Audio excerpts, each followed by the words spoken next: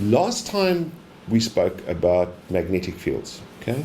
Now, we've got to do a little bit of imaginary work here in our minds, because obviously it's not something that we see. It's a different concept entirely, right, that we've got to get our heads around. So let us just talk about, just first of all, we know that we can have a magnet with a north and a south pole. Okay.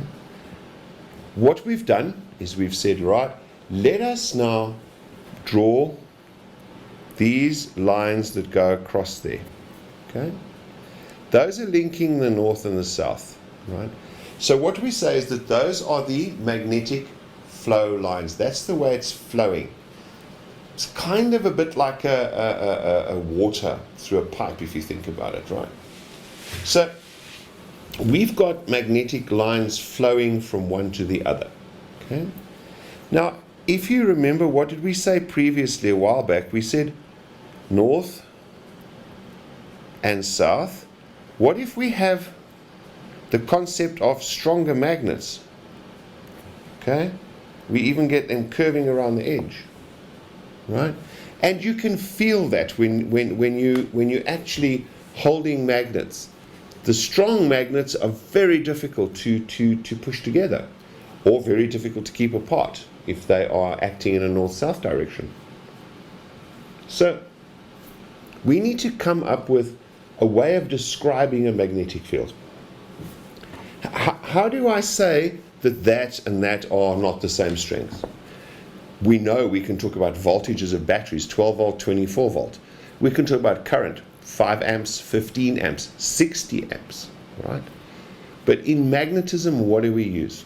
Well, we know that is stronger here. It's stronger on the more of the lines, the stronger it is, okay?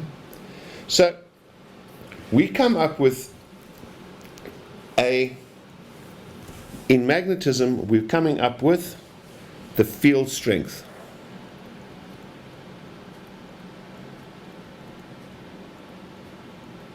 Okay, and the field strength, we're going to give it a thing. We're going to call it B.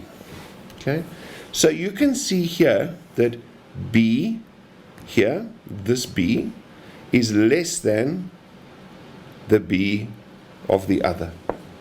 Okay, so that's the field strength. It's not as strong, right?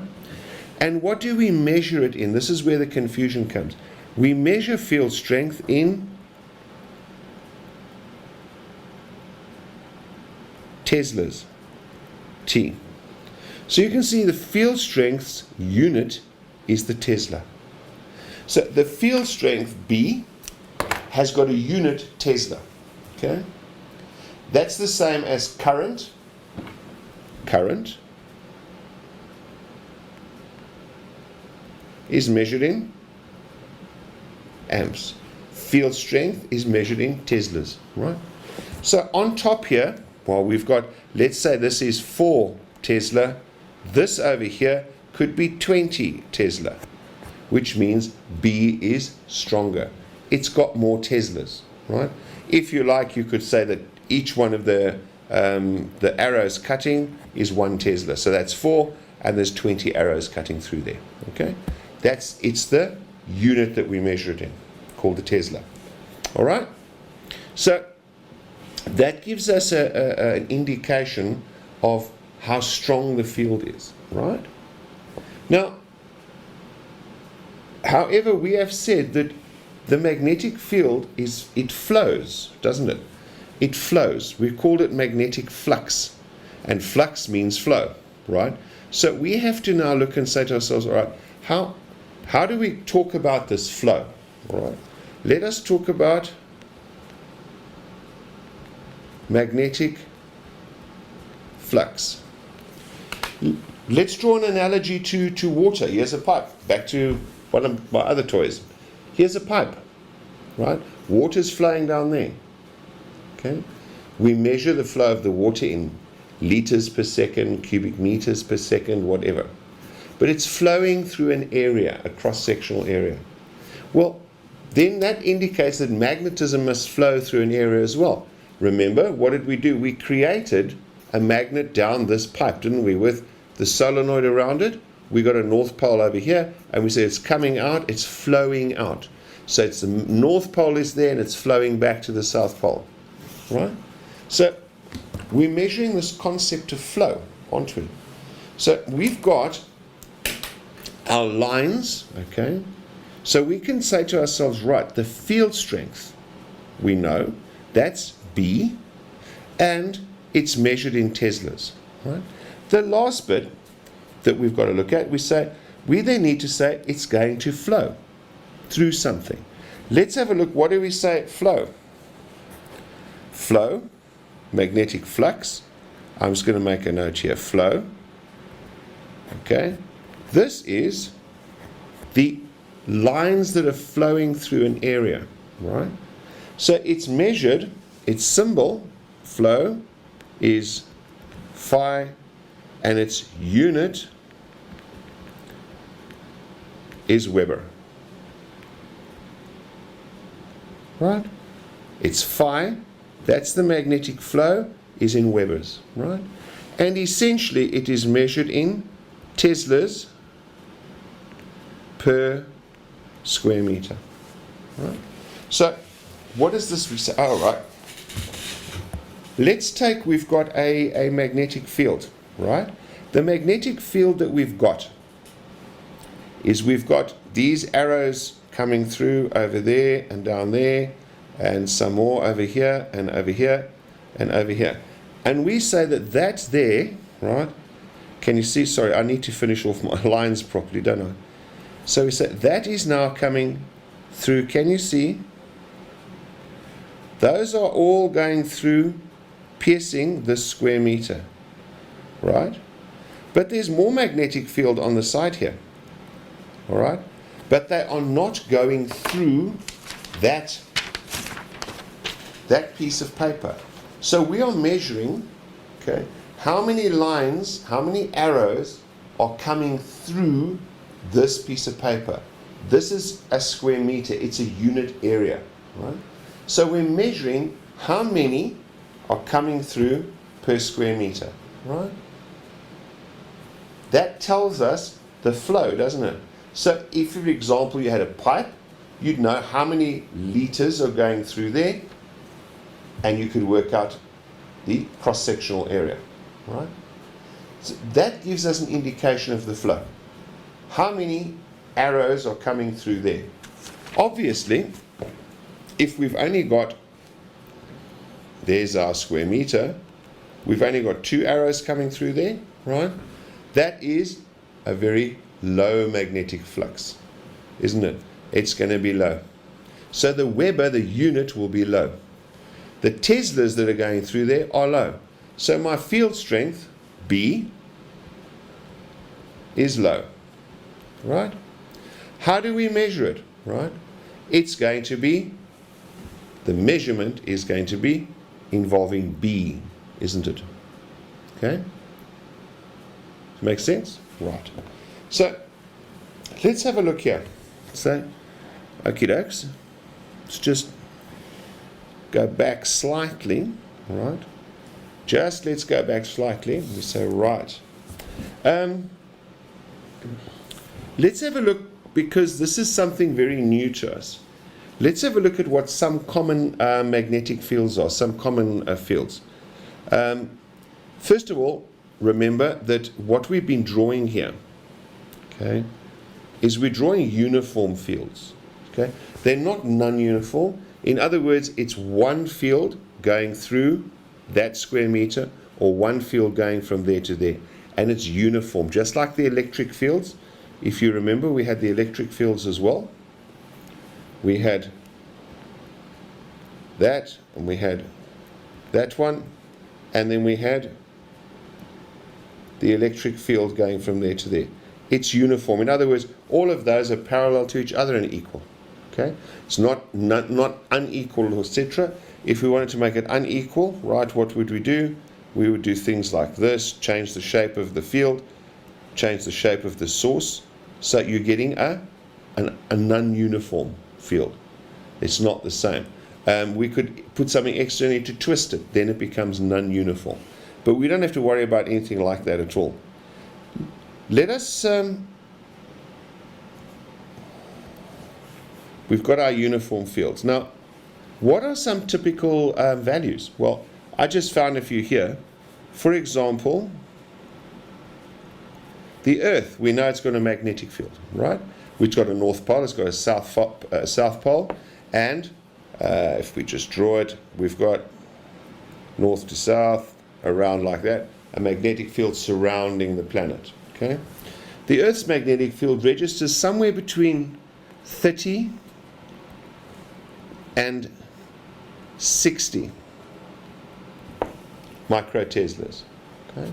Millimicro, nano, right? A fridge magnet.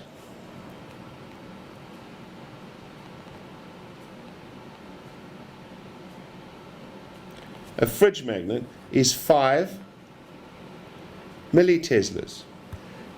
These scanners, the MRIs, they come in at 1.5 Tesla to 3 Tesla. Okay? They're quite powerful. They're pretty powerful machines. So the Earth's magnetic field is pretty low. A fridge magnet is 5. The ones that I've got here, they're quite strong. Probably about maybe 100 milliteslas, right? Then you can go up to the MRIs, which are 1.5 to 3 Teslas. Okay. Now, let us now go back to this concept here of the magnetic field. Let us take a surface. Okay, let's just take one of these reference books that we use, right? You can see that if I hold this like this, right, the arrows coming through are going to penetrate the full square meter of this book, aren't they? So the arrows, if I fired 100 arrows per square meter, 100 arrows are going to go through there, correct? Now, how many arrows go through it now? None. They all pass it by. So between there and there, we had, let us say, in this situation, okay,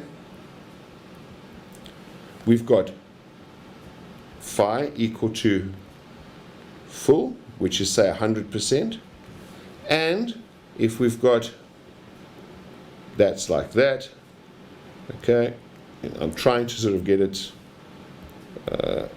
just redo that, okay, we've turned it so that it's now like this, okay, coming through, we've got 0, right? So we've moved from a situation of full field strength to 0 field strength as our surface presented to the field lines has changed, right?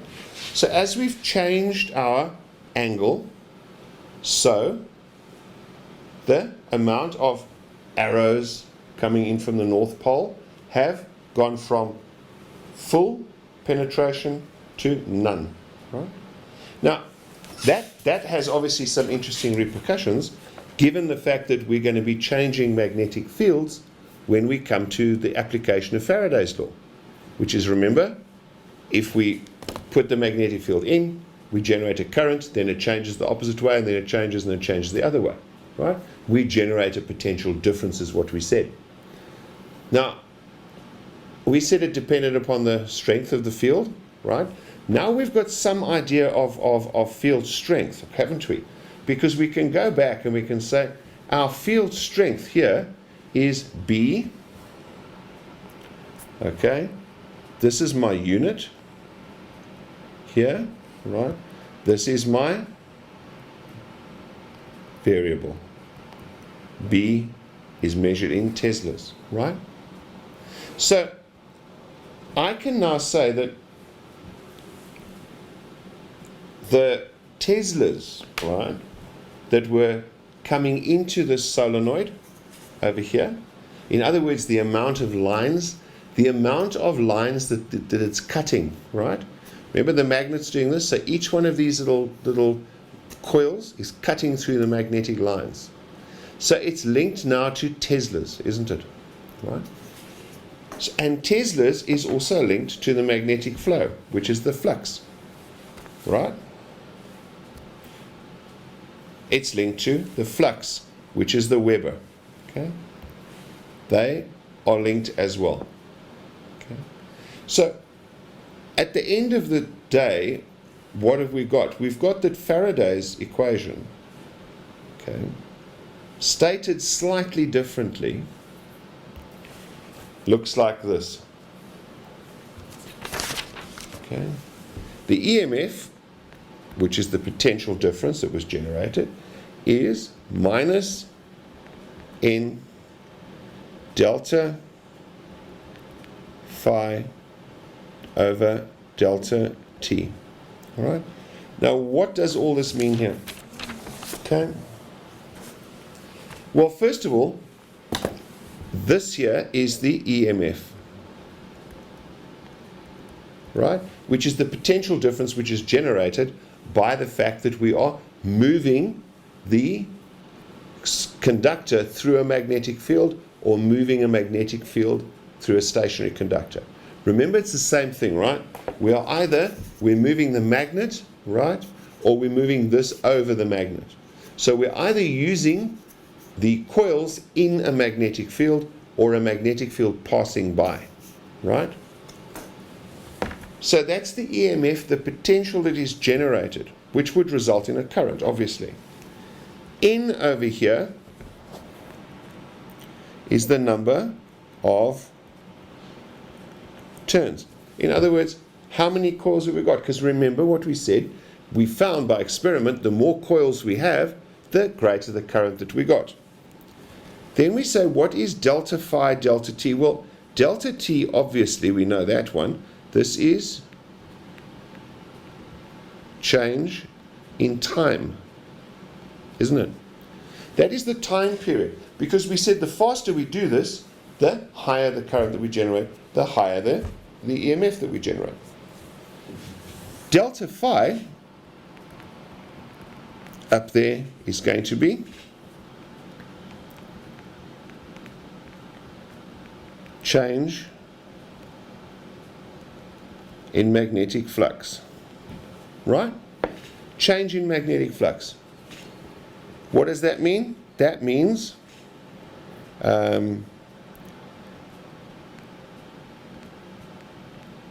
magnetic flux final minus magnetic flux initial, right?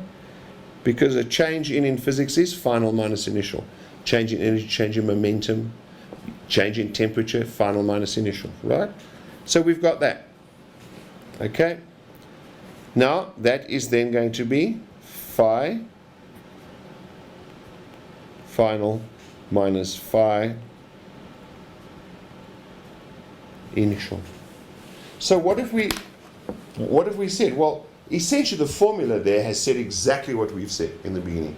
What we noticed, that if we want a greater EMF, right? If we want a greater voltage, let's look. If we want a greater EMF, what do? We can increase N, can't we? In other words, the more N's we have, the greater the EMF. We can increase our phi. We can, in fact, then change our flux density. What are we doing? We're increasing the number of Teslas going through there, aren't we? We're making the magnet stronger. So what? We are cutting more lines per second. Or, what's the last one? This is going to be increase, right? Makes it higher. This will be increase here. Makes it higher. And what do we do with this one? It's inversely proportional. So we decrease it. Why? Because if this gets smaller underneath, it means the rest, if they're the same, right, will get bigger, right? So essentially, this formula links in the entire thing that Faraday and Lenz were talking about in this whole process, well, Faraday specifically. But what they were saying was that when we put the magnet through, we get the current, which is exactly the opposite to way. If we put the current through, we got the magnetism, right? So this is now the next step in evolving this, okay? I'm going to come back and I'm going to do a few examples, specifically ones where we talk about the flux density and using this formula, the typical types of questions that we get asked. As I say, a lot of this is actually theory, right? And it's quite logical if you think it through and follow the processes that we've followed with it, right? So yeah, the next one's going to be a couple of examples that we're going to do, and we're going to just discuss very briefly the concept of the flux density just a little bit more, and then we're going to finish off with some examples using specifically the one where we've got application of Faraday's law.